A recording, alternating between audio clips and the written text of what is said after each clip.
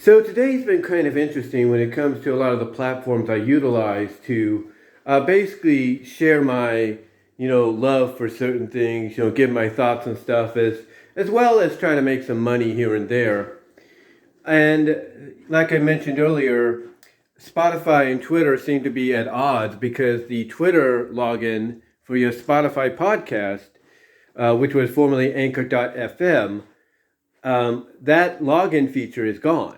Not the Facebook login, not the Google login, not the Apple login, but mainly the Twitter login.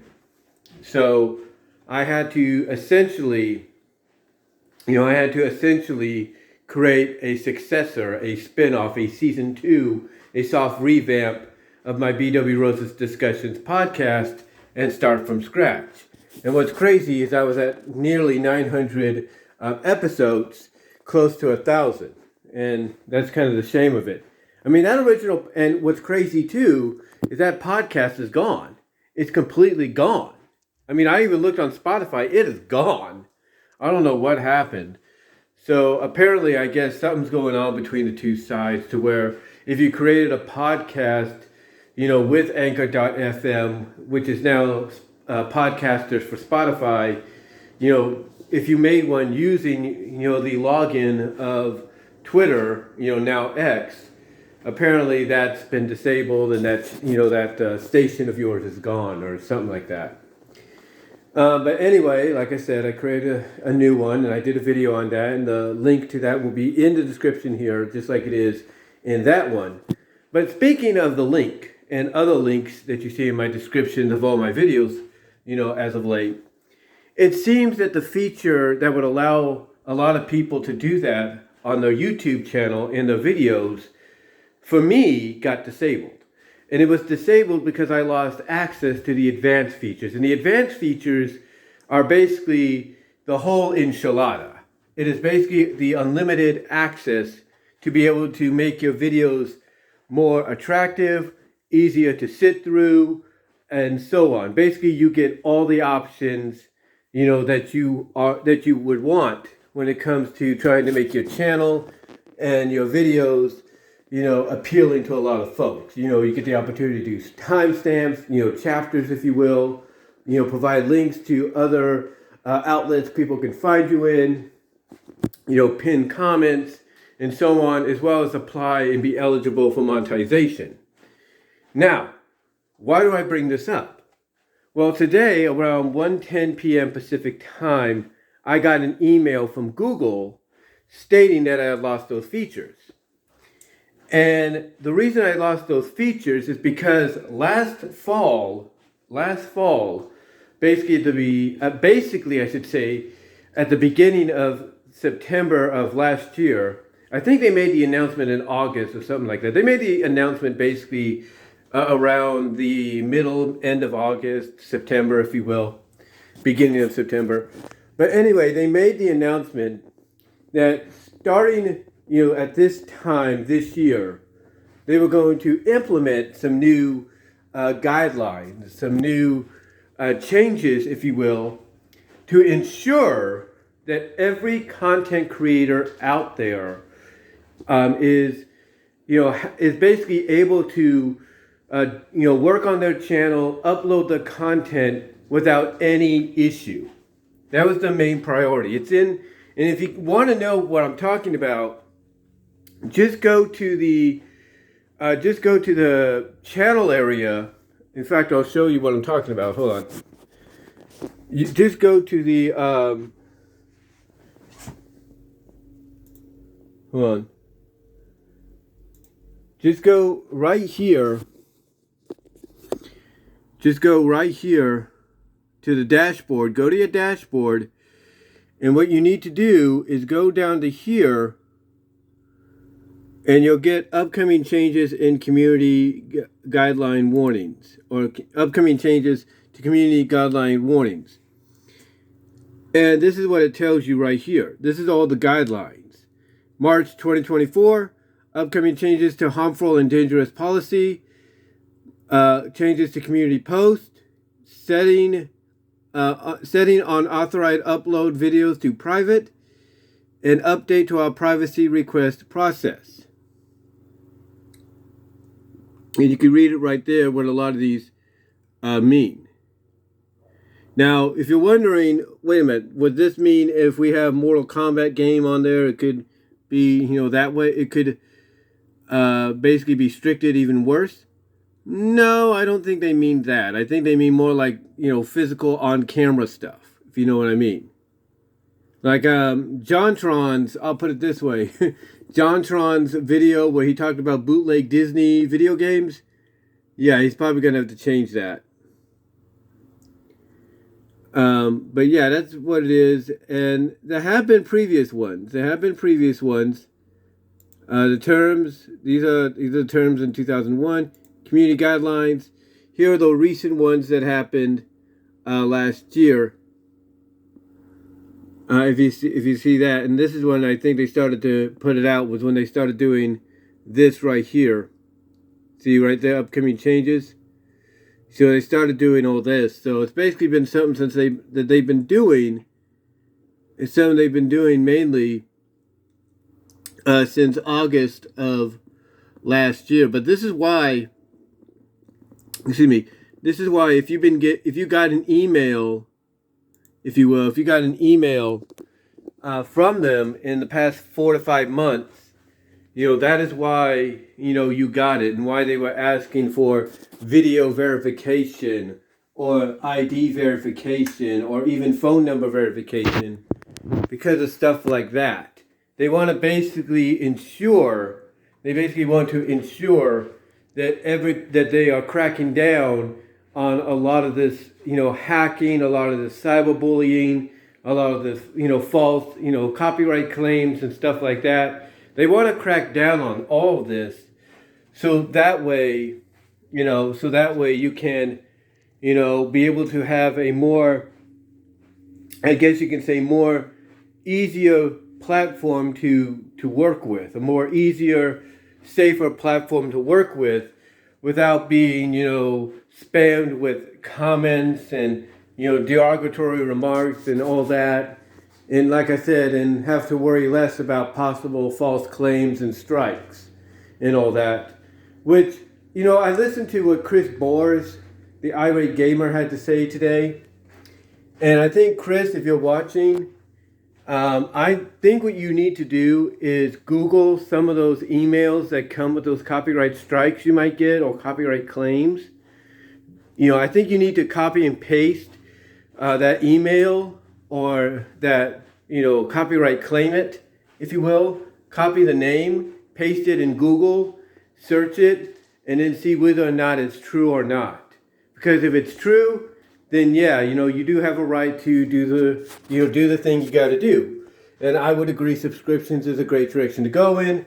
But to me, do the subscriptions and then maybe a week or two later, make it go public. That way you could build up some money, along the way. So to me, do the 2-week deal, then make it public. And I think that's the best solution to go with. But yeah, if I'm Chris Bors, Chris, if I'm you, I would copy and paste the emails that come with a copyright strike, or copy and paste the name of the copyright claimant, and see whether or not, by going to Google and pasting the name and email in there, whether or not that that person or that email is legit or not. Because like I said, if it is, then you have the right idea to go with the subscriptions and stuff that you got to do. And if it isn't, then you have a right to tell YouTube, yeah, YouTube, this is a false claim or false strike, false email, false claimant. Please help me out here. So, and so to me, Chris, if you're watching, go with, try that and see what happens. You might be surprised of what is real and what is not when it comes to those strike and copyright claimants, if you will, from people saying this person and that person, if you know what I mean. But anyway, though, to get back to what I was saying here on this video, mainly a lot of folks were curious about this, as to why they were getting this email, in the past 4 to 5 months, 6 months, because even I was wondering, okay, what is going on here? And I Googled it, and it led me to Reddit. So I went to Reddit, and it showed me exactly the information I needed. And I was looking down a lot of comments, and on Reddit when people were talking about this, and there were several people that were on there basically explaining, look, it's not that bad. This is what's going on. And hey, once you do what you need to do, whether it's ID or video, you'll probably get your restoration of your advanced features, back on way before you know it. One girl basically stated that she did it, and not even 6-7 hours later, she got it all back. She got her advanced features back. Another guy said the same thing. He did what they instructed, and he was fine. He got his stuff back as well. Because they do say that it takes about 24 hours at least, but it doesn't really. I think the sooner you do it, the quicker they get it done with. And what they do basically, in requirement is, like I said, they got 3 things you need to do. If you're kind of new to YouTube and you want verification to use the advanced features, it's your phone number. It might be all 3. It might be 1. It might be 2 of the 3, I should say. 1, it will be phone number, and to follow up, they might ask for, video or ID. That's your choice. ID verification is where you basically scan a QR code on your computer, and then you take a picture of your ID. That's right, of your driver's license or state ID, to send for them to have verification. But if you don't want to do that, then what they'll do is they'll email you a link to click on your phone, like the one I'm using here, to basically take a picture of yourself, a video picture of yourself, and you just got to make sure that your face is all straight and everything kind of lined up the way they want it, basically lined up the way they want it, so that way they take the video. So that way the video is taken, kind of like a video picture, like I said. And then what they do is they use that to verify, if you are indeed who you say you are. And believe me, I've done a lot of on-camera videos. I think it would be obvious to them that I am who I say I am and not anybody else. But yeah, that's what they'll do. They'll have you verify, by one of those means. If you're new, it's probably two of the 3 means. Phone number and or video and or ID. Whatever your choice might be. But that's about it. That's really about it. And again, it doesn't really take that long. I mean, I put mine in about 3, if you will, and it didn't take that long. Well, not 3. I think I did mine about. Let me double check my email. But I think I did mine. I think I did mine basically. Let me check my email here. Make sure there's nothing else on there. I did mine about 3 o'clock, about 2:55, 3 o'clock, because at 1:10, like I said, they sent me the thing. So I did mine about 3 o'clock. And not even 2 hours later, I got it back. I got my advanced features back. So it doesn't take that long, like I mentioned. They just say usually 24 hours because, you never know whether or not they have more ahead of them and everything. And I guarantee you, a lot of folks like Chris Boris, the Irate Gamer, James Rolfe, that's ROLFE, Rolfe. And, Doug Walker and Angry Joe and all of them that I follow, I guarantee you they probably all got a similar email throughout the past few months having to do the same thing.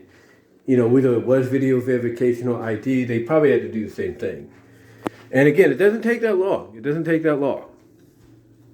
like I said, all you have to do is just be like, if you're doing the video, all you have to do is follow the instructions and you're good to go. The thing that they do say that might catch people off guard is they are going to keep the video or ID file on, not file, but, hold on a little bit.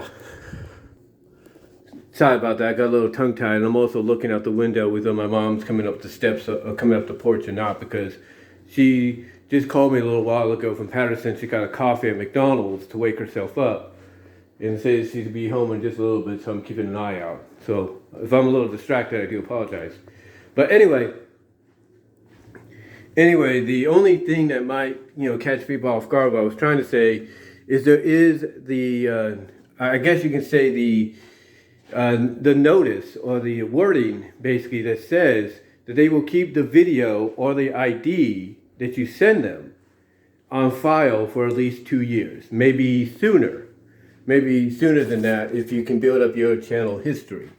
If you build up your channel history a lot sooner than that, then maybe within a month or two it'll be taken off the file, so that way you don't have to worry anymore. But yeah, that's basically the catch. It's usually about 2 years. They'll keep that on file just in case anything comes up. And again, as I'm reading with those guidelines, and it is the month of March, the beginning of March, if you will, I'm not surprised that they're sending those out more, because of the fact that they want to ensure a lot of folks don't have to, deal with any false narrative, thrown their way or anything like that,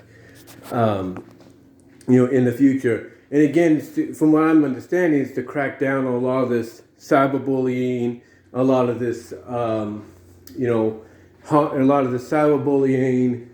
lot of this false claims and stuff like that. So, again, whether you like YouTube or you don't, give them credit. They are trying their best to basically, continue to be a content creator's, home front, if you will, outside of the other alternatives.